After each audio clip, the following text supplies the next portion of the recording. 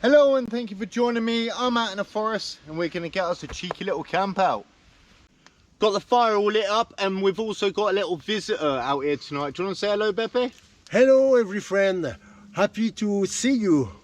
I hope that you have a nice time. Here it's excellent. We have a good time in the forest. And Bepe is just out with his partner Patricia, just having a little look for some bolets, but we're going to get a little cook up. So we're going to get some water into this one. We'll get that nicely warmed up. There we go. And then just over here we got some freshly cut veggies that we're going to throw into there.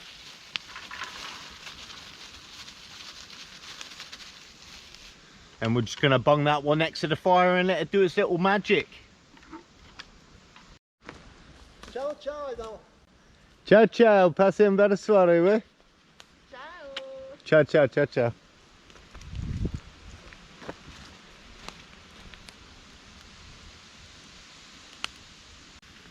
And in this pot we got us some lovely chorizo sausages. So I'm gonna get them frying off nicely.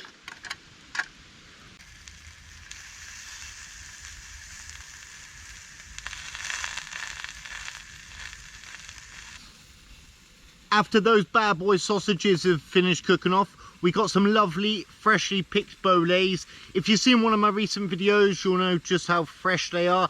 Absolutely delicious. I'm going to chuck them in and they're going to be cooked in the fat of the chorizo sausages. And then obviously got the veg with that, and I've got some lovely, let me get that. We got a lovely big chunk of carré cheese, so that's going to go down an absolute delight. I did have one accident. My dessert, my skier, is gone kaput. I'm still going to eat it, but it's kind of gone everywhere. So yeah, I kind of been using moss to clean a lot of my things. Yeah, a great thing to know. Yeah, as you can see, so I'm going to have to do my hands again now. Anyways, let's get enjoying a bit of the wild. I'd never mind a little bit of spillage. They're delightfully sizzling away. So let's go and chuck a load of these in.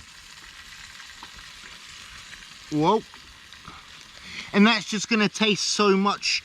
It's just going to get a lovely flavour of the chorizo in there. Always be careful when cooking mushrooms because they do shrink down quite a lot. Obviously they've got a high water content. What I've got left in here, I'll possibly cook, well, maybe have a bit of brekkie. If not, I'll take them back with me.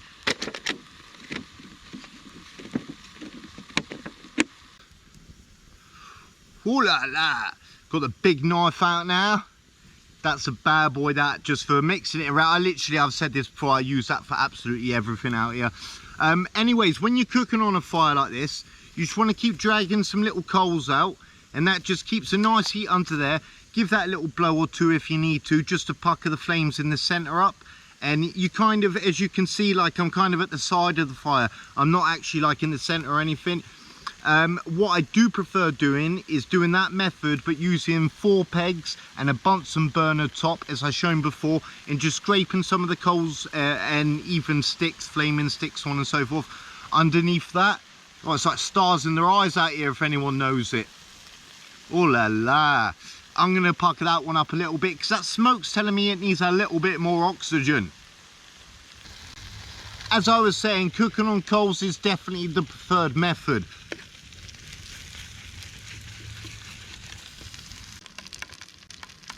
I lost a little bit of veg upon draining them, so moment of silence for all the ones that are no longer with us. And look at that. If you can see that, let me have a look. Yeah, you can. So that was absolutely ram-packed with mushrooms before. You can see how much they shrivel down.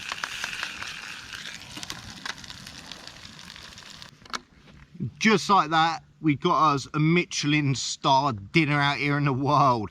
So we got us that big block of cheese that I chucked in there. We got what's left of the veg. We got some sausages in there, some lovely chorizo sausages, and a load of freshly picked bolets. I'm going to tuck down on this. Got the big knife with me, got my little fork, wherever that is, there we are. and I've got like 3 torches on the go at the moment because it's like really dark out here. It's getting dark earlier, winter's coming.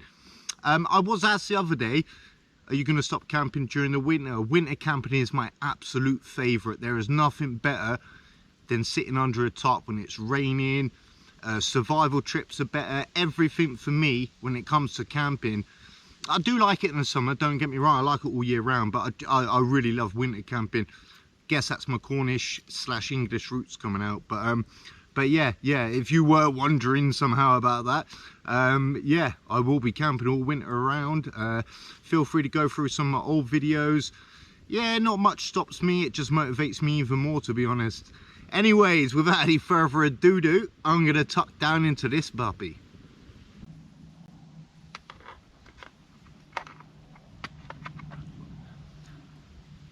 I'm not sure if you've ever tried chorizo sausages, but these, like, obviously, I think most people have tried kind of dry chorizo, but these, like, they're next level. Not quite to the level of an English sausage, but really, really good.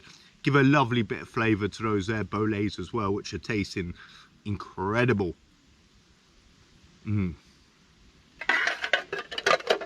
That was absolutely...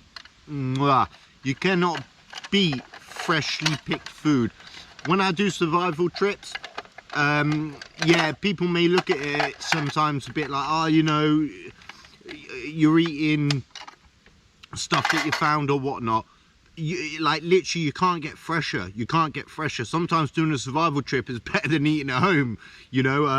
I rarely eat processed food anyway, extremely rare that I ever do that, but still, you know, there's nothing fresher. And honestly, them bolets just hit different than if you were to buy them at a shop or whatnot. And foraging isn't the only string in my bow, so to say, when it comes to survival trips. I just don't want to make people squeamish with some of the things that I do like to eat. Anyways, we're going to try and tuck down into this skier bowl now. Yeah, kind of what's left of it. Inside of here, we've got some lovely pineapple, got some raisins and some dates. So I've got a little date with a bowl of skier now. Half a bowl of skier, let's say. Anyways, yeah, I don't think you want to watch me eating, so we'll tune back in a mo. A cheeky little boffy of the decaf variety that I'm going to enjoy just in front of that fire for the mo. I've said it before, for me, fire is absolutely incredible. You can understand why in old times, and even in some places in the world now, why people would have like ceremonies and things like that around them, because for me it's like watching Netflix. Honestly, it's so intriguing. Yeah, I am probably going to shoot off very shortly because I was up early this morning out looking for some more mushrooms, and I didn't get back until like, I think it was like 3 in the afternoon. I quickly jumped in the shower, got ready, arranged my affairs, and it shot straight back out. So yeah, really be a battered cod out here, you know, really feeling pretty beat now. I hope it doesn't turn out that I'm just cooking and then that's it for this video, but we will see. In the morning, saying that though, in the morning I will try and find, I really want to find some more chicken of the woods, some jelly ears, beefsteak. I found all of them recently. I just want to find a big quantity, in particular of chicken of the woods if I can. And yeah, that's, you know, to eat it because I love chicken of the woods. But yeah, other than that, if I do feel like staying up a bit longer, or if I'm not as tired as I may be thinking that I'm gonna be, I have got a physics podcast that I can listen to. But yeah, failing that, I'm just going to enjoy this, enjoy the lovely fire over there, and yeah, we'll see what happens from there. So I am going to get a cheeky minute or two of that, well, probably about 10 or so minutes of that podcast on, and I may even drift off to that, we'll see. And whilst I'm enjoying that, I'm also going to enjoy a lovely bit of light and a bit of dark chocolate. This is what I like to call my little Star Wars mix. A little bit of the light side, a little bit of the dark side. Usually I'm more inclined to have dark chocolate just because it's a lot healthier. But yeah, why not? We're out, we're about in, yeah, it's not really an excuse for it, I just fancied it. Anyways, it's Star Wars time and a little bit of physics. When you've got wet conditions, just put all of your wet wood there around the exterior of the fire. That'll dry out ever so delightfully. And even if it's still a little bit damp, if you chuck it on the fire, especially in the center where you can see them extremely hot coals, that'll go up an absolute treat.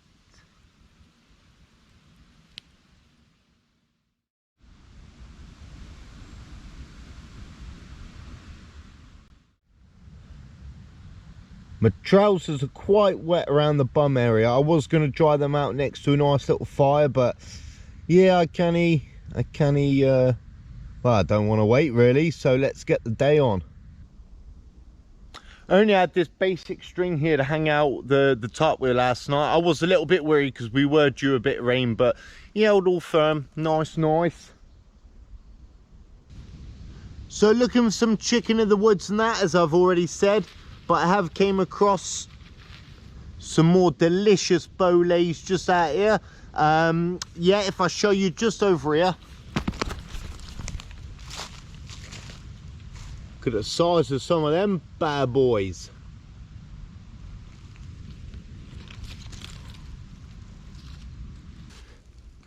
In those wet conditions, if you find yourself a tree where all the bark is kind of coming off, that'll just be lovely and dry, and just hope you get your fire started nice. Got us a cheeky little apple. No chicken in the woods or jelly ears, but I did get a few more bolets, with that one being the king of the ling today. A little bit busted here now, I just dropped it, but yeah, we're gonna put that one back in the bag. We've got something to take home, and I'll be out foraging when I next have the chance, so fingers crossed that we get some more of the ones that I want then. I'm gonna have me a few almonds and then I'm gonna shoot off, so I just want to take a moment to thank you all for watching. I hope you enjoyed it, and I'll catch you on the next one. Peace.